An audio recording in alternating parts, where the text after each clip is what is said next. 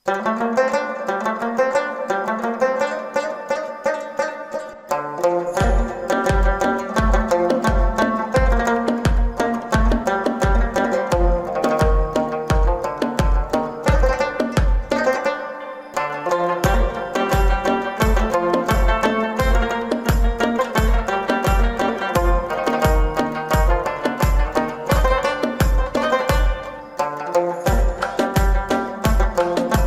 سوات موټروي د چکدرې نه تر د فتح پوره پورې دا مواصلاتي نظام د سوات د ترقۍ دپاره هم یو لوی کردار لوبوي، خو بل طرف ته د زرعي ځمکو تباهي چې ده هغه هم یو ډېر نقصاندی ده. که چېرې د سوات موټروي دا منصوبه د سیند په غاړه رغ شوې وې نو د ټوریزم دپاره هم مفید وه او دلته کې راتلونکي سیاح چې دي هغوی به د موټروي سره سره د سوات د سیند د اوبو نه هم خوندونه اخیستل. د دې موټروي د دې منصوبې د وجې نه بېشماره باغونه او زرعي ځمکه چې ده هغه تباه شوه. په دې حواله باندې به مونږ خبرې کوو د اصلاحي تحریک خیبر پښتونخوا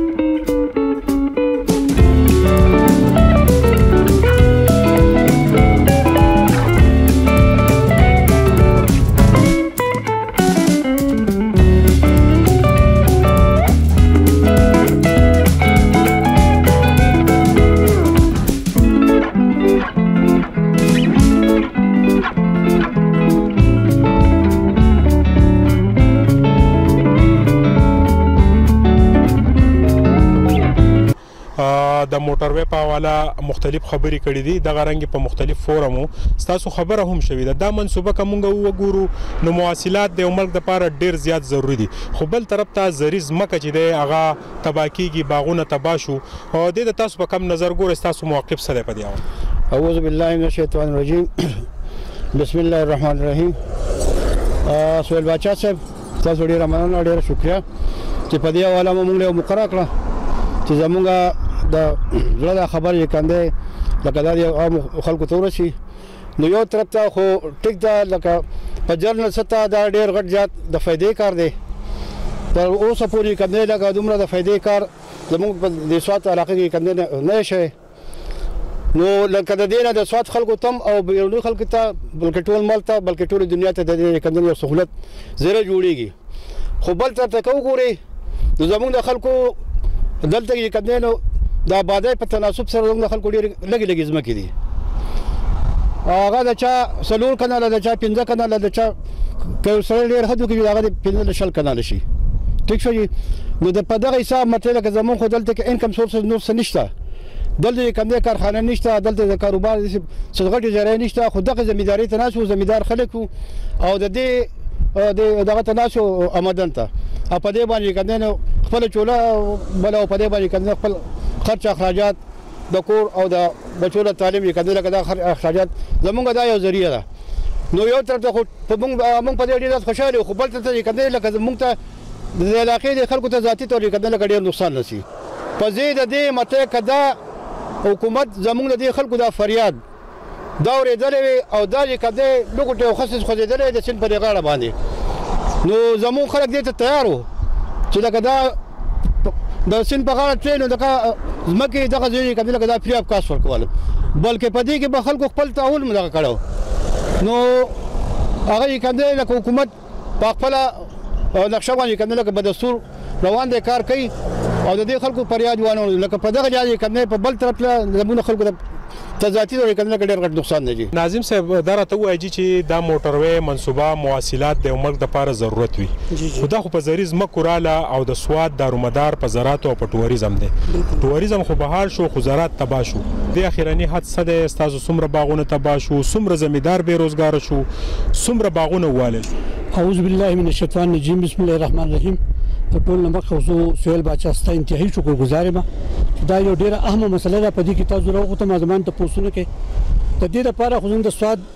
جرګه جوړ شو او تنظیم جوړ شو د پسې ډېری منډي تلي د وزیر اعلی پوری د گورنر پوری دی پوری تاسو خدای ته وګورئ زنګ د سواد د ځمکې چې دا خو د زراعت ځمکې دي ازم ټول دارو مدار چې هغه په دې ځمکو باندې تاسو خدای ته وګورئ دا روډ چې تاسو واړوي د سین په غاړه باندې زموږ سره سین په غاړه ډېر لوی ځمکه پرته ده چې تاسو د سین باندې روډ واړوي موټر واړوي د دې نه به زنګ دا کلی ومن شي د ځمکې ومن شي بل دا به یو سیل زیو دا هغه بر سواته پوری به دا خلک په دې سین په غاړه باندې بتل راتله د ټوریزم لپاره دا ډېر ضروري شو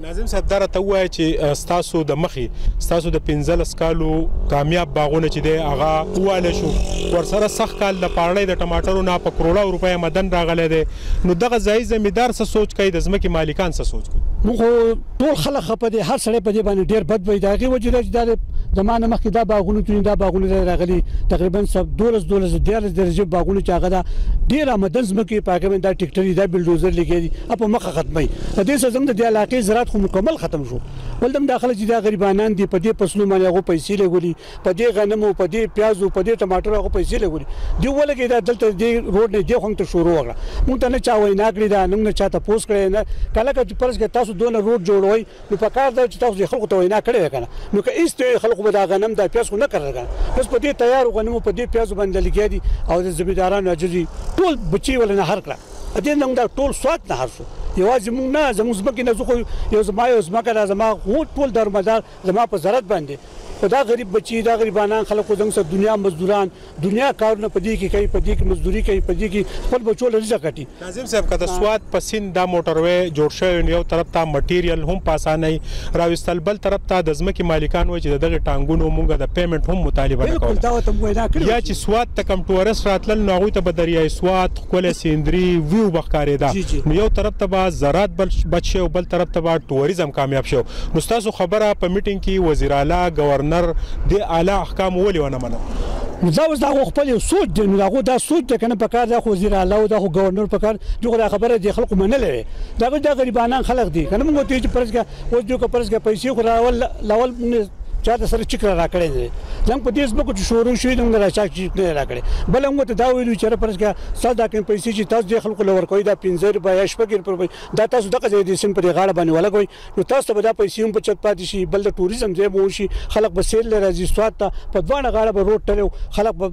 ډیر خوشاله لازم سر تاسو دورونه یو ډیر خواږه ستاد یو ورځ مکه دې طرف تر لا بلغه بل طرف ته نو اتل سپوټه دنګ به د خپل رور سره دوا سلام او د ځمکې روابط څنګه ټول لاړه ختم شو څنګه روابط ختم دي څنګه زموږ لارې مو ختم شي دا موږ په خپل کلی کې زی په زی سړکونه روډونه وشتري خپل پټو ته هغه د ټیکټری هغه ته سوزکی هغه ته موټر پاسانی چې دا موټر وې دا 15 شپارس بټکونو کې په دې د موږ دغه دا دیو خدای پټو نه پاتې شو دا لاړه ختم شو دې موږ په کنټر پر یا بل په دې کې من نه جو بل په ډار راځو نجات خان د دې موټروي دا منصوبه څنګه وای دا عظیمه منصوبه ده